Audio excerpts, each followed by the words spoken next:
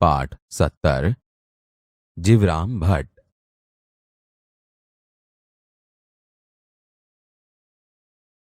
બાળ દોસ્તો, હવે આપણે પાઠને સમજીએ। સ્થળ છે રઘનાથ ભટ્ટનું ઘર, જ્યાં રઘનાથ ભટ્ટ સહકુટુંબ ગંગાબાઈ તથા જીવરામ ભટ્ટ બેઠા છે। જીવરામ ભટ્ટ, તમે અમને દેખો છો? દેખે છે એનો બાપ। કેમ નહીં દેખતા હોઈએ? કાંઈ આંધળા બાંધળા છીએ કે શું? તમે અત્યારે કાગળ વાંચી શકો છો ખરા? કાગળ તો શું, પણ અત્યારે મોતી વિંધે છે તો?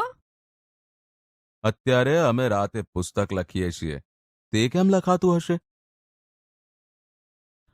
કાગળ આપું તો વાંચશો? હા લાવો, શા વાસ્તે નહીં વાંચીએ? લો, આ કાગળ વાંચો જોઈએ। લાવો કાગળ। એ તમારા પગ આગળ પડ્યો, નીચા નમીને લ્યો। તમારી આગળ નીચા નમવાની અમારે ગરજ નથી। નમંતી ફલીનો વૃક્ષા, નમંતી ગુણીનો જનાહા, શુષ્ક કાષ્ટમ ચ મૂર્ખાશ્ચ ન નમંતી કદાચન। ફળવાળા ઝાડ નમે કે ગુણવાન માણસ નમે, પણ સૂકું લાકડું કે મૂર્ખ કદી નમે નહીં। લ્યો આ કાગળ। જોજો ભાઈઓ, સુરદાસજી કાગળ વાંચે છે। ખરેખરો વાંચશે કે શું? એમાં તો ઝીણા અક્ષર છે। પેલા મોટા અક્ષરવાળો કાગળ વાંચવા આપ્યો હોત તો ઠીક।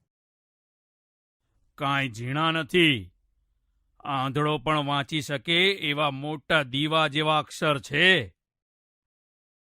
આ લ્યો ત્યારે, તમારો કાગળ અમારે નથી વાંચવો। કેમ થયું? તમે કહો છો કે આંધળો વાંચી શકે એવા અક્ષર છે, તો અમે કાંઈ આંધળા નથી કે એવા અક્ષર વાંચીએ।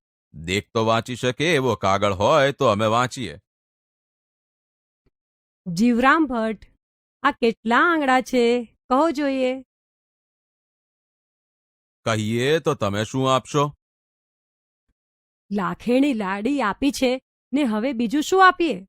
જો અત્યારે દેખી શકતા હો તો કહો। એમાં શું કહેવું છે? 5 છે। જૂઠા પડ્યા, જૂઠા પડ્યા। શી રીતે જૂઠા પડ્યા? અભિમાનીને અંતરે ભાસે જો નિજ ભૂલ, તો પણ તેની જીભથી કદી નહીં કરે કબૂલ। 3 આંગળીઓ ઊભી રાખીને 2 આંગળીઓ વાળીને મેં પૂછ્યું હતું। ત્યારે અમે પણ એ જ કહ્યું કે નહીં? 3 આંગળીઓ ઊભી અમે દીઠી અને 2 વાળેલી દીઠી, તે બધી મળીને 5 દીઠી, માટે 5 કહી। તમે ક્યારે એમ પૂછ્યું હતું કે કેટલી ઊભી ને કેટલી વાળેલી છે? વારું, આ કેટલી આંગળીઓ છે કહો જોઈએ? આ 1, 2, 3 અને 4 છે। જૂઠા પડ્યા, જૂઠા પડ્યા। શી રીતે જૂઠા પડ્યા? અમે કદી જૂઠા પડીએ જ નહીં। વાચાળ જો વાદ વૃથા જ થાપે, તથાપી તે સત્ય કરી જ આપે। ભરી સભામાં શતવાર ભૂલે, તથાપી જીભે કદી ના કબૂલે। વાચાળ કદી બંધાય જ નહીં, ગમે તે રસ્તે થઈને નીકળી જાય। પણ હવે જીવરામ ભટ્ટ સંકડાશમાં આવ્યા, હવે છૂટી શકે એવો એકેય રસ્તો મને લાગતો નથી। હવે જુઠ્ઠા ઠરી ચૂક્યા। તારા જેવા ઠગ અમને જૂઠા કહે તેથી શું, પણ જ્યારે ત્રાહિત લોકો કહે ત્યારે ખરું। ત્યારે હવે તમારું સાચાપણું સાબિત કરો જોઈએ। 100 રૂપિયાની હોડ કર। જો અમે જૂઠા ઠરીએ તો તને 100 રૂપિયા આપીએ, અને જો તું જૂઠો ઠરે તો તારી પાસેથી 100 રૂપિયા અમે લઈએ। જાદુગર સાથે ને વાચાળ સાથે હોડ તો કરીએ જ નહીં। કહ્યું છે ને કે તેની તદબીરો ઘણી હોય। વાચાળ શું હોડ કદી ન કીજે, જાદુગરોથી બળ બાંધી બીજે. સુજે ન તેના સઘળા શિરસ્તા, વિચિત્ર તેની છળની વ્યવસ્થા. પાંચે આંગળા ખુલ્લા રાખીને મેં પૂછ્યું હતું કે આ કેટલી આંગળી છે? તે ખરી વાત. અમે 4 આંગળીઓ દીઠી માટે 4 કહી, અને 5મો તો અંગૂઠો છે. આંગળી ક્યાં છે? ભાષા સજ્જતા. બાળ દોસ્તો, આપણે અગાઉના એકમોમાં ક્રિયાપદ વિશે શીખી ગયા છીએ. આજે આપણે ક્રિયાપદના એક પ્રકાર અકર્મક ક્રિયાપદ વિશે જાણકારી મેળવીએ. હવે અહીં આપેલા વાક્યો ધ્યાનથી વાંચો. પહેલું વાક્ય છે, જીવરામ ભટ્ટ જૂઠા પડ્યા.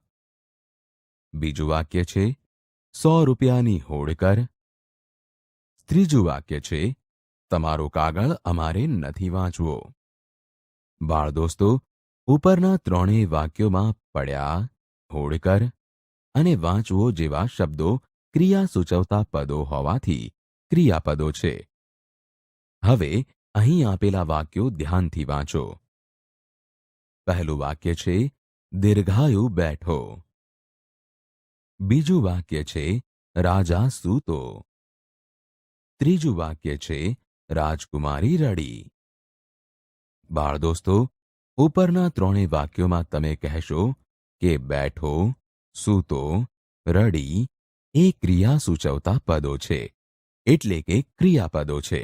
વળી દીર્ઘાયુ, રાજા, રાજકુમારી એ ક્રિયા કરનાર પદો છે, એટલે કે કર્તા છે.